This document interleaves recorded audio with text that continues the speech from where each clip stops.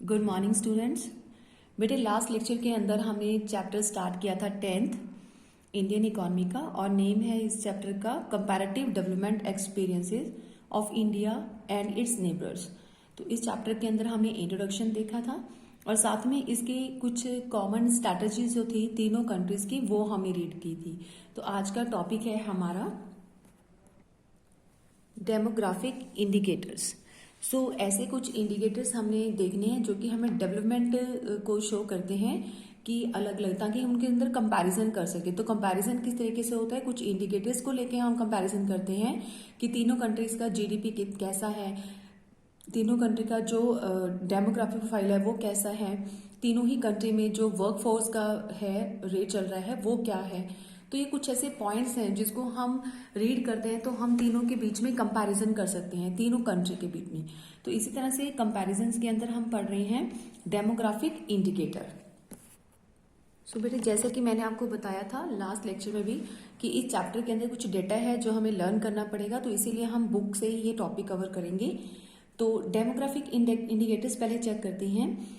तो जैसा कि हम पॉपुलेशन की बात करें, ग्लोबल पॉपुलेशन की, तो उसमें से अगर हम 6% अगर हम देखते हैं तो उस 6% में लिविंग इन द वर्ल्ड, जो दुनिया में अगर हम चेक करते हैं तो 1 is an Indian and another Chinese. तो उसमें से हमें कोई ना कोई 6% में से एक इंडियन नजर आएगा और एक जो है वो चाइनीज नजर आएगा। तो यानी कि इंडिया और चाइनीज की पॉपुलेशन जो है वो काफी ज्यादा है। अगर हम कंपेयर करते हैं डेमोग्राफिक इंडिकेटर्स के थ्रू इंडिया का, चाइना का और पाकिस्तान का, तो पॉपुलेशन जो है पाकिस्तान की is very small an account of रफली अबाउट 1/10 ऑफ चाइना और इंडिया। तो अगर हम रफली सा आइडिया लेके भी इसको दिखाना चाहें तो हम कह सकते हैं कि चाइना का भी 1/10 ले लो पॉपुलेशन का, या फिर इंडिया का भी अगर 1/10 लें तो उतना पॉपुलेशन कहाँ देखने को मिलता है, पाकिस्तान के अंदर। तो इस तरह से हम साथ में एक डाटा जो है गिवन है, टेबल गिवन है, तो उसको भी साथ साथ में हम देखेंगे रीडिंग करते हुए, ताकि इसमें डाटा हमें थोड़ा बहुत जो है वो लर्न करना है। तो जैसे ये टेबल है हमारा बुक के ऊपर दे रखा, इसमें हमारे पास इंफॉर्मेशन गिवन है, जैसे कि 2013 का डेटा है, ठीक है। तो इसमें हमें बता रखा है कि पॉपुलेशन कितनी कितनी है, मिलियंस। तो इतने मिलियंस हमारे इंडिया के अंदर है, 1357 मिलियन हमारे चाइना के अंदर है, और पाकिस्तान की कितनी है 182, जो कि वेरी स्मॉल है as compare to India and Pakistan, ठीक है। तो यहाँ की पॉपुलेशन क्या है, पहला पॉइंट हमने ये देखना है डेमोग्राफिक इंडिकेटर में आपने ये एक्सप्लेन करना है कि चाइना की जो पॉपुलेशन है वो ज्यादा है, इंडिया की भी ज्यादा है, लेकिन पाकिस्तान की पॉपुलेशन तीनों कंट्री में कंपेयर करके देखें तो वो कम है। अगर डाटा आपको याद रहता है तो ठीक है, अदरवाइज क्या कर सकते हो आप, जस्ट रिटर्न में ऐसा लिख सकते हो। सेकेंड बात जो हमें लर्न करनी है यहाँ पे डाटा को रिकॉर्ड करते हुए, वो ये है कि ज्योग्राफिकली वाइज जो है कौन सा एरिया ज्यादा है।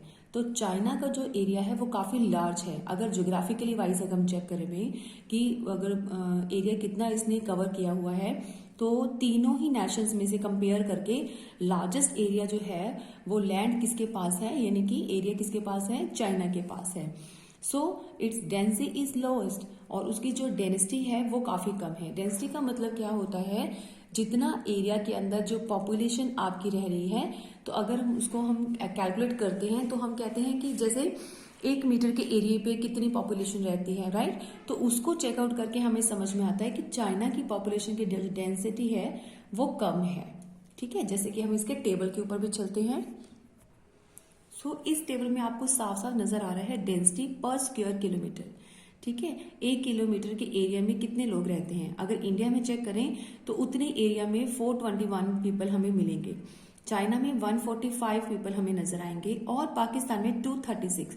तो कंपैरिजन करके देखिए, यहाँ पे 400 प्लस है, यहाँ पे 200 प्लस है, यानी कि जो इंडिया और पाकिस्तान के कंपेयर करें चाइना का, तो चाइना में जो लोग रहते हैं उतने ही किलोमीटर, 1 किलोमीटर के एरिया में 1 स्क्वायर किलोमीटर पर स्क्वायर किलोमीटर जहां पे लिखा है उसके अकॉर्डिंगली सिर्फ 145 पीपल वहां पे रहते हैं। पॉपुलेशन जो है वो काफी कम है उतने ही एरिया में, और वही सेम एरिया अगर इंडिया और पाकिस्तान में देखें तो वहां पे पॉपुलेशन ज्यादा है, जिसको बोलते हैं कि घनता काफी ज्यादा है, लोग बहुत ज्यादा रह रहे हैं। तो इसीलिए हम कहते हैं कि डेंसिटी जो है वो चाइना की कम है और वो बेटर है।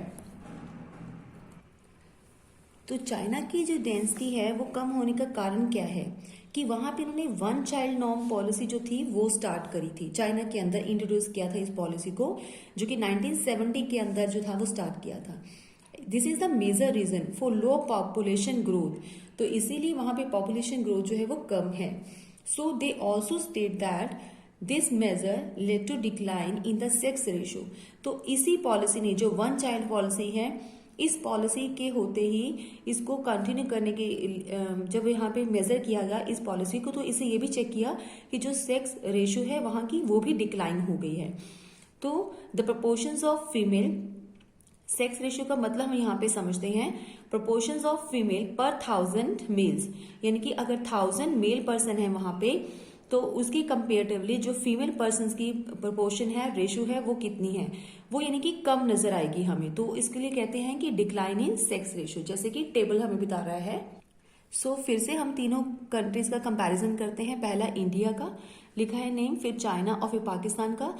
तो बिल्कुल इसमें एक कॉलम के अंदर सेक्स रेशियो हमें गिवन है।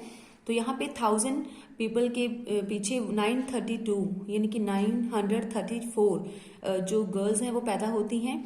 यहाँ पे 1000 अगर बॉयज पैदा होते हैं तो उसके पीछे 929 गर्ल्स पैदा होती हैं। ठीक है, तो ये होता है सेक्स रेशियो। यहाँ पे भी कितनी गर्ल्स पैदा होती हैं, अगर 1000 लड़के पैदा होते हैं तो 947 गर्ल्स पैदा होती हैं। तो तीनों में कंपेयर करने से हमें समझ में आता है कि जहाँ पे सेक्स रेशियो जो है वो इस कंट्री की कम है। किसकी वजह से? वन चाइल्ड नॉर्म जो उन्होंने पॉलिसी अडॉप्ट करी है उसकी वजह से ये फर्क नजर आता है। सो फ्रॉम द टेबल जो अभी हमने रीड किया है उसके accordingly you will notice that the sex ratio is low and biased against female in all the 3 countries. तीनों ही कंट्रीज में अगर हम कंपेयर करें, 1000 अगर बॉयज पैदा होते हैं, 900 समथिंग वहां पे गर्ल्स पैदा होती हैं। तो यानी कि गर्ल्स की रेशियो कम है। ठीक है, तो यानी कि कहीं ना कहीं यहाँ पे सेक्स रेशियो तीनों ही कंट्री में कम है, क्योंकि यहाँ पे पक्षपात किया जाता है, बाइस्ड किया जाता है फीमेल्स के साथ। तो स्कॉलर्स का ये मानना है कि सन प्रेफरेंसेस प्रिवेलिंग कंट्रीज हैं ये तीनों की तीनों। इन ऑल दीज कंट्रीज के अंदर वहां पे लड़कों को इंपॉर्टेंस दी जाती है कि बॉयज पैदा होने चाहिए। ठीक है, ये मेंटेलिटी है इन जगहों के ऊपर। सो इन रिसेंट टाइम के अंदर अगर हम चेक करें, all the 3 countries are adopting various measure to improve the situation. तो तीनों की तीनों जगहों के ऊपर, तीनों कंट्रीज में कुछ ऐसे मेजर किए जा रहे हैं कि इस सिचुएशंस को थोड़ा सा मोल्ड किया जाए, इम्प्रूव किया जाए। So one child norm and the resultant rest in the growth of population also have other implications.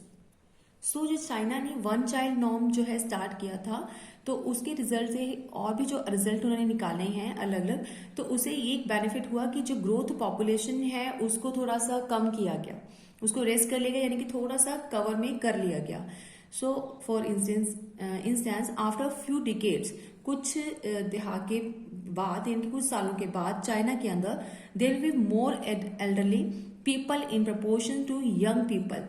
तो यहाँ पे ये देखने को मिला कि जो पॉपुलेशन है उसको तो कंट्रोल कर लिया वन चाइल्ड नॉर्म ने, और साथ में ये चीज सामने आई कि जो एल्डर पीपल्स हैं वो काफी जो है ज्यादा नजर आ रहे हैं हमें। यंग पर्सन्स वहां पे कम है लेकिन एल्डर पीपल ज्यादा नजर आ रहे हैं। So this will force China to take step to provide social security measures with fewer workers.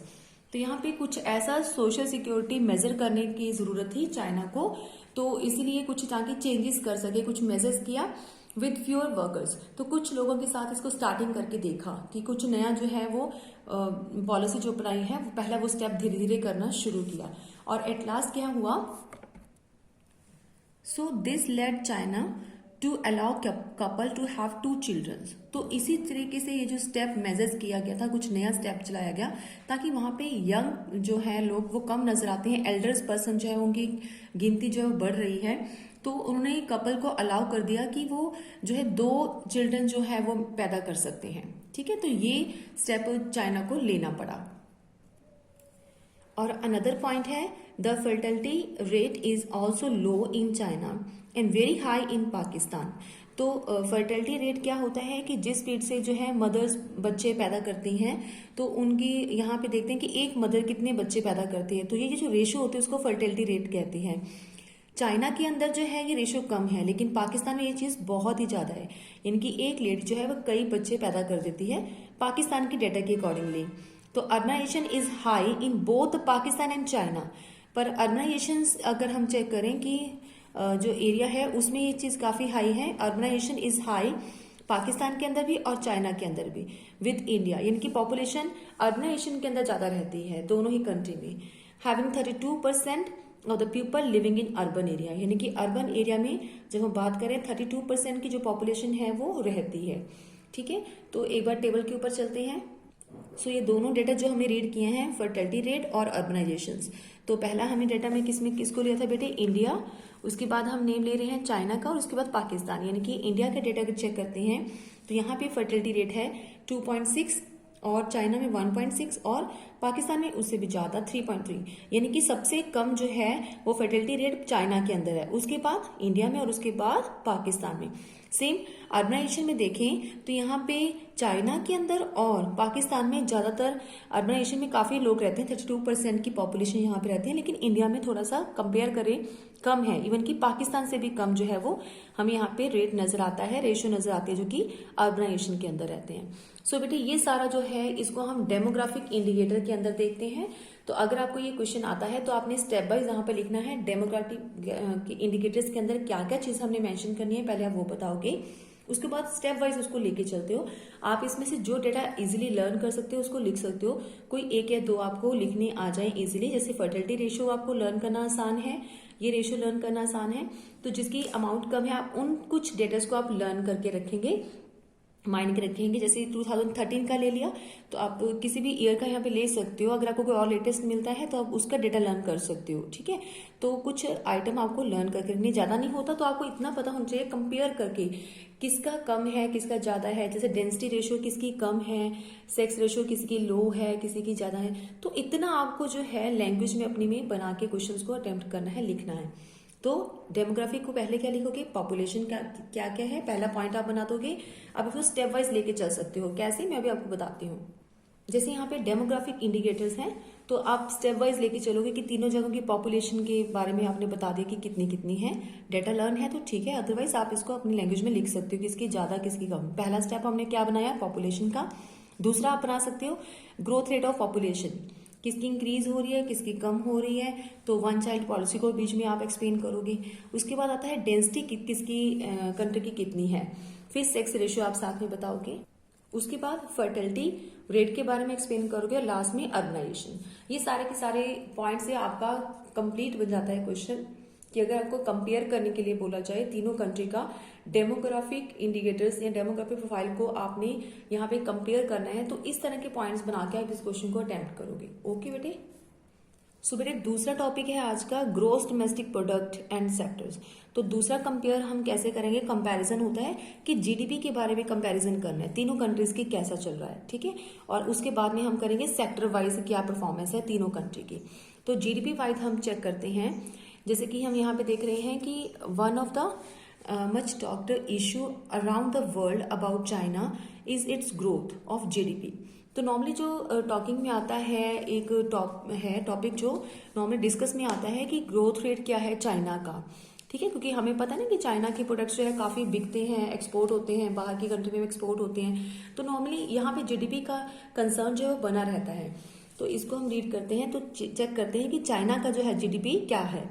तो चाइना की जीडीपी हम यहाँ पे देखेंगे वो है, आई होप आपको नजर आ रहा होगा, China has the second largest GDP.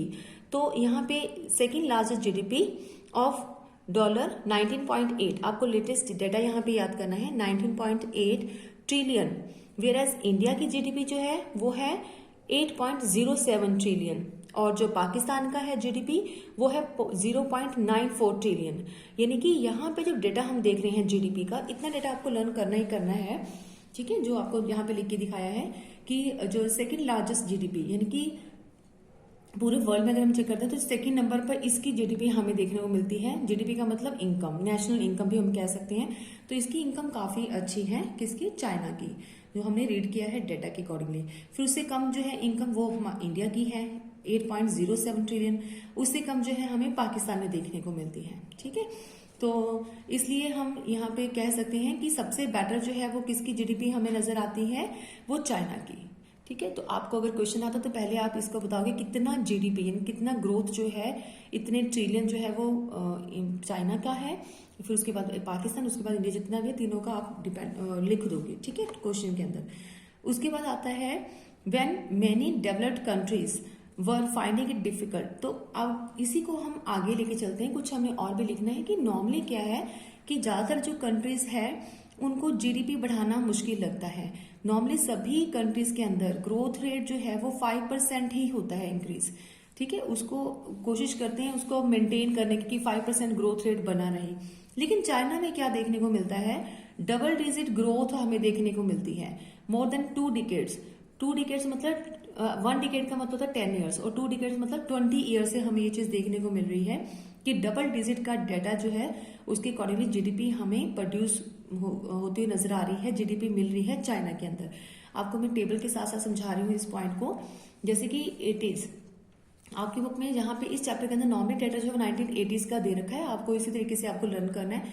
और उसके बाद जो नया डाटा है 2015 टू 17 का डाटा गिवन है, तो आप उस तरीके से याद करोगे। इंडिया, चाइना और पाकिस्तान के अंदर 80s में बात करें तो 5.7% जो है वो ग्रोथ है, ठीक है, जीडीपी के अंदर। चाइना की बात करें तो 10.3 है। तो यहाँ पे 10 का मतलब ही होता है 2 डिजिट। जब 2 डिजिट में चला जाता है उसको बोलते हैं मतलब हमारा कॉन्सेप्ट क्या है, जीडीपी बढ़ गया है। तो पिछले 20 सालों से जो चाइना है वो 2 डिजिट वाली कैटेगरी के अकॉर्डिंगली ही जीडीपी प्रोड्यूस कर रहा है, यानी कि नेशनल इनकम काफी अच्छी जा रही है, जबकि इंडिया और पाकिस्तान में क्या है, कम है, ठीक है, जीडीपी रेट। इवन कि पाकिस्तान फिर भी हमारा काफी आगे जा रहा है, हमसे भी आगे है जीडीपी ग्रोथ में 1980 और 90 के बीच में। और यही डेटा को हम 2015-17 में चेक करें तो यहाँ पे हमें देखने को मिलता है कि जो जीडीपी है वो कम हो गई है, ठीक है, डिक्लाइन हो रही है। और अगर चाइना में देखें तो वो 10.2 से कम हो गया, कितना हो गया है 6.8%, ठीक है। और इंडिया में इवन की ये मॉडरेट डिग्री से थोड़ा बढ़ रही है, यानी कि 7.3 हो गई है, थोड़ा इंक्रीज करना शुरू किया है, ठीक है, ज्यादा नहीं हुआ लेकिन कम नहीं हुआ, डिक्लाइन ज्यादा भी डिक्लाइन नहीं हुआ। लेकिन पाकिस्तान में भी ये चीज क्या है 5.3, यानी कि इंक्रीज हो रही है, बट थोड़ी सी इंक्रीज हुई है, जबकि चाइना के अंदर हमें कम होते हुए नजर आ रही है जीडीपी ग्रोथ, ठीक है। तो इस तरीके से आप थोड़ा सा इसको डेटा को याद करना है और अपनी लैंग्वेज में उसको इस तरीके से लिखना है। ये तो हो गया एक बार जीडीपी। सो नेक्स्ट जो पार्ट है वहां से स्टार्ट होता है सेक्टर वाइज, ठीक है। तो फर्स्ट हम देखते हैं कि how people engaged in different sector contribute to gross domestic product. तो कितने पीपल, कितने लोग जो हैं वो एग्रीकल्चर के अंदर जो हैं वो काम कर रहे हैं, कौन कौन से सेक्टर में लगे हुए हैं, जीडीपी के अंदर उनका कितना कंट्रीब्यूशन है। सो ये चीज हम पॉइंट आउट करते हैं कि प्रीवियस सेक्शन में हमने ये चीज देखा कि China and Pakistan have more proportions of urban people. अभी हमने जो रेट किया है कि इन दो कंट्रीज की जो पॉपुलेशन ज्यादातर कहाँ पे नजर आती है, अर्बन एरिया के अंदर नजर आती है। In China due to topographic and the climate conditions, ये आपको यहाँ पे नजर आ रहा है, ये जो चाइना का हमें एरिया नजर आ रहा है ये काफी ज्यादा है, ठीक है, इंडिया और पाकिस्तान के कंपैरेटिवली। तो यहाँ पे जो है एक तो क्लाइमेट कंडीशन की वजह से और टोपोग्राफिक कंडीशंस ऐसी हैं जहाँ पे कि जो उसका एरिया है वो कल्टीवेशन के लिए प्रॉपर नहीं है, काफी स्मॉल एरिया के ऊपर जो है वो कल्टीवेशन किया जाता है। Only 10% of the total land area, अगर यहाँ पे ये पूरी जमीन है इसका सिर्फ 10% जो पार्ट है वहीं पे सिर्फ खेती बाड़ी की जाती है चाइना के अंदर। सो टोटल कल्टीवेशन एरिया जो है चाइना का काफी कम है। The total cultivation area in China account for 40% of the cultivation area in India. तो अगर हम कल्टीवेशन एरिया अगर इंडिया का चेक करें वो कितना हमें नजर आता है 40%, और चाइना का कितना है 10% एरिया जो है वो कल्टीवेशन के लिए यूज किया जाता है। सो 1980s में हमने चेक किया कि मोर देन 80% जो लोग हैं वो चाइना के फार्मिंग के ऊपर डिपेंडेंट हैं। कौन सी ईयर की बात कर रहे हैं, 1980s की बात कर रहे हैं, as their sole source of livelihood. तो उनको लाइवलीहुड के लिए क्या चीज मेन लगती थी, एग्रीकल्चर। सो गवर्नमेंट जो है उन्होंने इनकरेज किया, वहां की सरकार ने उनको थोड़ा सा फोकस किया कि लोगों को कि वो अपनी उस चीज को छोड़ के आगे बढ़े, ठीक है, leave their field and pursue other activities, जैसे कि कोई हैंडीक्राफ्ट का काम शुरू कर दो, कॉमर्स, ट्रेड या ट्रांसपोर्ट का काम शुरू करें। तो इस तरह से लोगों को थोड़ा सा मोटिवेट किया उन्होंने और उस तरह फील्ड में जाने के लिए बोला, ठीक है, 1980s की बात है। उसके बाद यहाँ पे डेटा दिया है 2015-17 में अगर हम चेक करते हैं 30% जो वर्कफोर्स है वो एग्रीकल्चर में इन्वॉल्व है, इट्स कॉन्ट्रीब्यूशन, वहां पे चाइना का जो कॉन्ट्रीब्यूशन है जीडीपी के अंदर वो 9% हमें देखने को मिलता है। यानी कि पहले आपको डेटा लिखना है 1980 का, तो 1980 में आप ये बताओ कि 80% पॉपुलेशन जो है एंगेज्ड है, ठीक है, किसके अंदर, एग्रीकल्चर फील्ड के अंदर। उसके बाद 2015-17 में अगर चेक करें तो 30% of its work force engaged in agriculture. तो कितना डिफरेंस हमें देखने को मिलता है। पहले 80% लोग वहां पे काम कर रहे थे, लेकिन धीरे धीरे जब से वहां की गवर्नमेंट ने मोटिवेट किया उनको अदर एक्टिविटीज में परफॉर्म करने के लिए, तब वहां से एग्रीकल्चर फील्ड में वर्कफोर्स जो है वो कम होनी शुरू हो गई और 30% पोर्शन ही हमें नजर आता है एग्रीकल्चर में। और वहां से कंट्रीब्यूशन कितना मिलता है, सिर्फ 9% हमें कंट्रीब्यूशन मिलता है। टोटल जीडीपी में से 9% कहां से आता है उनकी इनकम, एग्रीकल्चर से। तो ये था चाइना का डेटा जो हमने लर्न किया है, ठीक है। ये सेक्टर वाइज हम पढ़ रहे हैं, यानी कि पहला हमने क्या देखा है, सिर्फ चाइना का डेटा देखा है कि एग्रीकल्चर में कितना था और बाकी अदर एक्टिविटीज में कितना चला गया। अब हम बात करेंगे बोथ इंडिया एंड पाकिस्तान की। तो इंडिया एंड पाकिस्तान के अकॉर्डिंगली हम चेक करते हैं कि जो कंट्रीब्यूशन है एग्रीकल्चर के अंदर, जीडीपी में से जितना कंट्रीब्यूशन एग्रीकल्चर का है वो 70% इंडिया का है और 25% जो कंट्रीब्यूशन एग्रीकल्चर से आता है वो पाकिस्तान का डेटा है। और इसी के साथ प्रपोर्शंस ऑफ वर्कफोर्स अगर हम चेक करते हैं, workers in the sector is more in India, but यहाँ पे ज्यादा वर्कफोर्स लगी हुई है एग्रीकल्चर के लिए। पाकिस्तान में कम लोग लगे हुए हैं, लेकिन तब भी जीडीपी वहां पे ज्यादा अच्छा है। लेकिन एग्रीकल्चर फील्ड में इंडिया में बात करें तो बहुत वर्कफोर्स हमारे यहाँ पे लगी हुई है, लेकिन तब भी जीडीपी हमारा कम है, वहां से कॉन्ट्रीब्यूशन हमें कम मिलता है। In Pakistan about 44% the people work in agriculture, और जो पाकिस्तान में 44% के नियर अबाउट जो है लोग वहां पे काम करते हैं। और इंडिया के अंदर 47% लोग जो है एग्रीकल्चर फील्ड के अंदर लगे हुए हैं, right.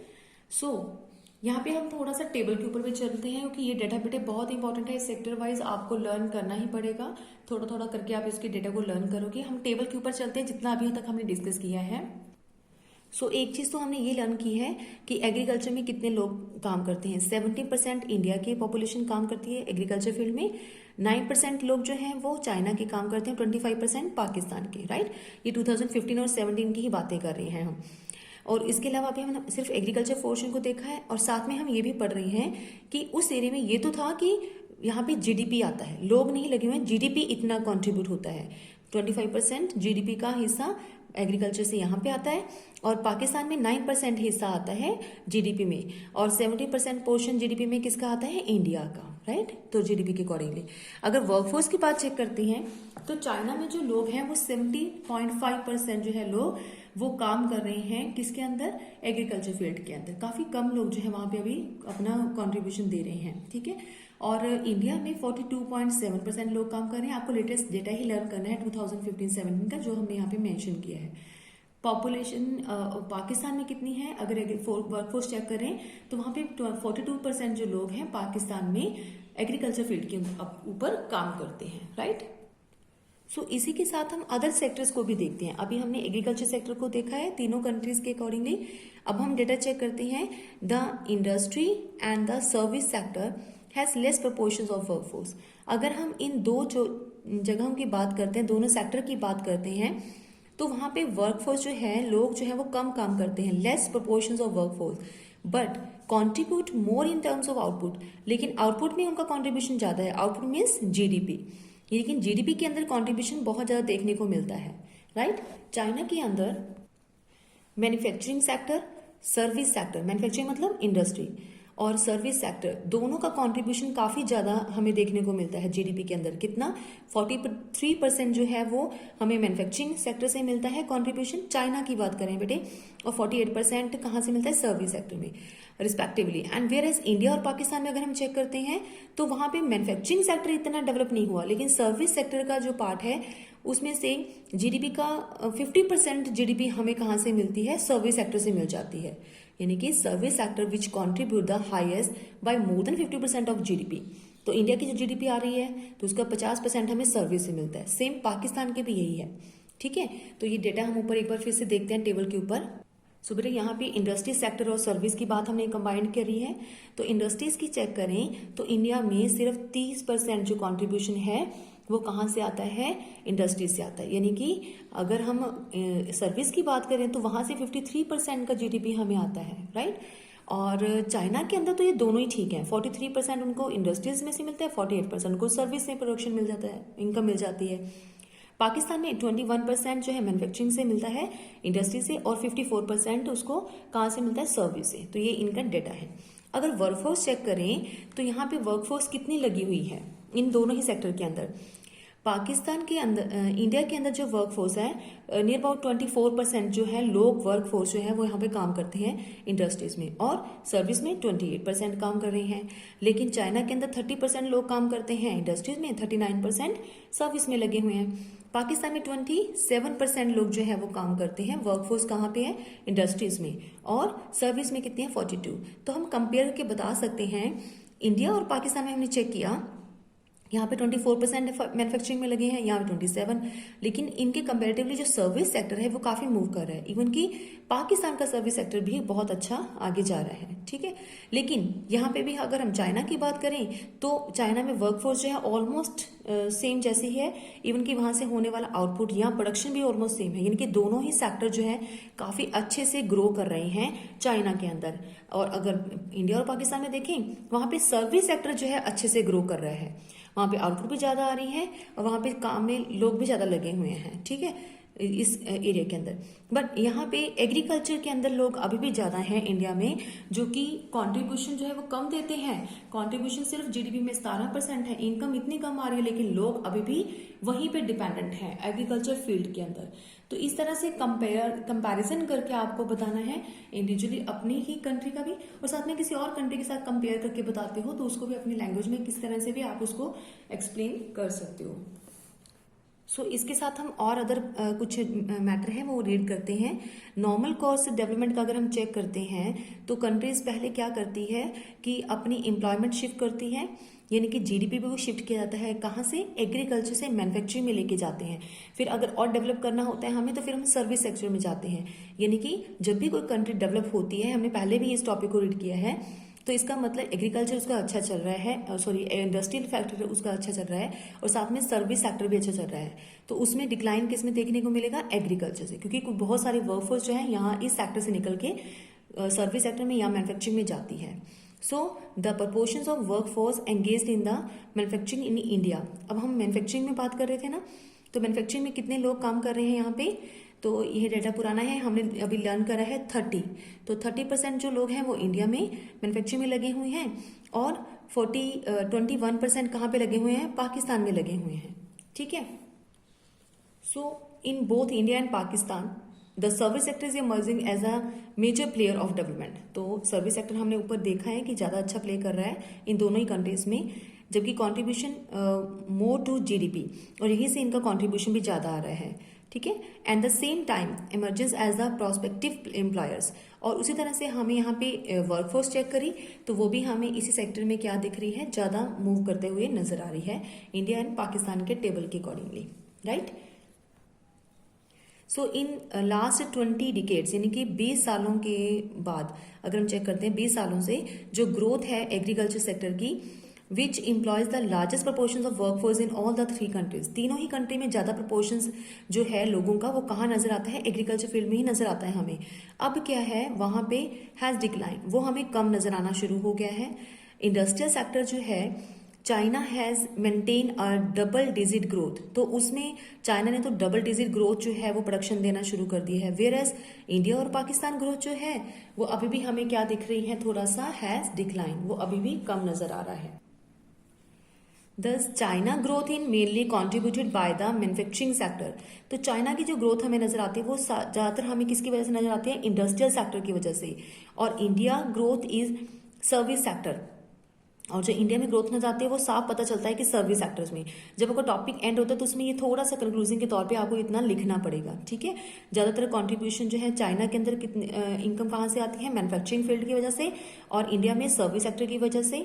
During this period Pakistan has shown decelerations in all the 3 sectors. तो जो पाकिस्तान की बात करेंगे तो वो तीनों ही सेक्टर्स में क्या है, ऑलमोस्ट इक्वल सा ही परफॉर्मेंस यहाँ पे मिल रहा है हमें देखने को। सो बेटे ये था हमारा टोटल प्रोपोर्शंस की जीडीपी, और साथ में हमने आज क्या किया है, सेक्टर वाइज जो है जीडीपी को भी चेक किया है, सेक्टर वाइज और एम्प्लॉयमेंट को भी चेक किया। ये है जीडीपी और ये है वर्कफोर्स, इनकी एम्प्लॉयमेंट। तो इतना थोड़ा थोड़ा बेटे आपको डेटा यहाँ पे लर्न करना है। आपको क्वेश्चन आ जाएगा कि कंपैरिजन करके बताना है आपको, कि जैसे कि 2015 और 17 में डेटा लेके आपको कंपैरिजन करके बताना है कि तीनों ही कंट्रीज के जो वर्कफोर्स है उसका क्या परफॉर्मेंस है, या किस तरह से जो है वो रेट है, या फिर जीडीपी ग्रोथ कैसा है। तो आपको कंपैरिजन करके थोड़ा सा डेटा इसमें ऐड करके लिखना ही पड़ेगा। ठीक है, तो बेटे आज का टॉपिक हम यही खत्म करते हैं। तो जो नेक्स्ट पार्ट बचा है वो हम नेक्स्ट वाले वीडियो के अंदर खत्म करेंगे। ओके बेटे।